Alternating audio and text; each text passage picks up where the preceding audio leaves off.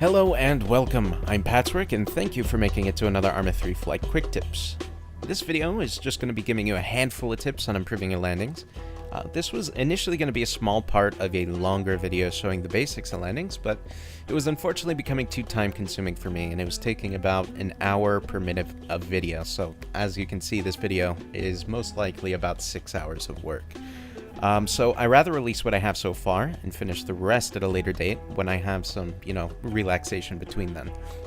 If you still want some tips on the more fundamental aspects of landing, you will have my handbook you can download below to help with that.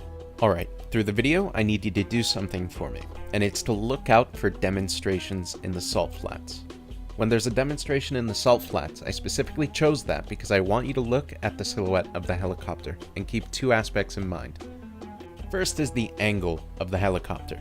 Is the helicopter level, or is it angled backwards? Look at the belly of the helicopter and observe how it's angled. Secondly, how close are certain parts to the ground? Is the front the same distance to the ground as the tail, or is the tail closer to the ground than the front? These visual cues can be used to help you understand what's going on if you get lost. Alright, now the first tip I want to go over while landing is how not to gain altitude when bleeding off speed. When helicopters are moving at high speed, little changes to the pitch can positively or negatively affect the helicopter itself. Much like an airplane, when moving at higher speeds, pitching up or down will make you climb or decline in altitude. As demonstrated in this clip, you can see that when I'm moving at high speeds and pitch the nose up, you gain altitude. Alright, now in my experience, the best way to combat this is to lower collective all the way and keep in mind that collective doesn't instantly reach its peak.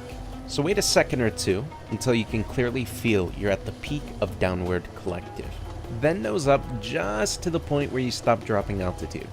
Keep in mind that you don't want to nose up too much, otherwise you are indeed going to gain altitude.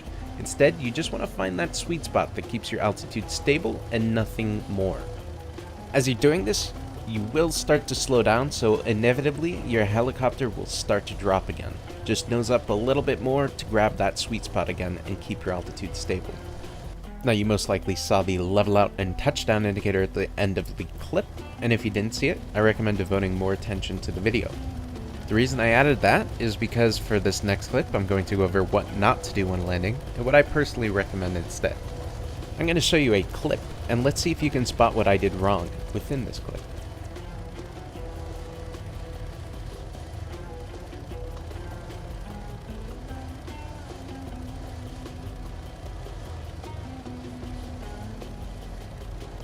Alright, there was multiple problems with this.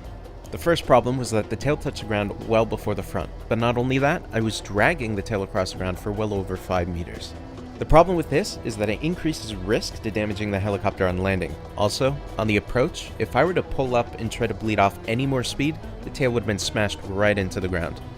This is especially problematic because in first person, it can be hard to see obstructions near your tail, so you could accidentally hit a stone wall or another collision object and damage your tail on an approach. This is an extremely common type of landing for people to go to by proxy when first starting to fly helicopters, and it's a large cause of people damaging their tail with an approach. I instead suggest a more optimal way of landing. At about 1.5 kilometers away from the LZ, I want you to get into an approach altitude. An approach altitude should be as low as you possibly can be, while still giving your tail clearance for any amount of bleed you'll need. What this does is it allows you to bleed off all the speed you would need without having to worry about your tail boom crashing into the ground. On the final stage, when you're just meters away from landing, you should get into a hover, level out, and only then set down. Make sure you keep the leveling out and setting down stages separate. You don't want to start setting down before you're flat, and you want to make sure that you keep these as separate as the situation allows. All wheels should be touching down at the same time to reduce as much damage to the helicopter as possible.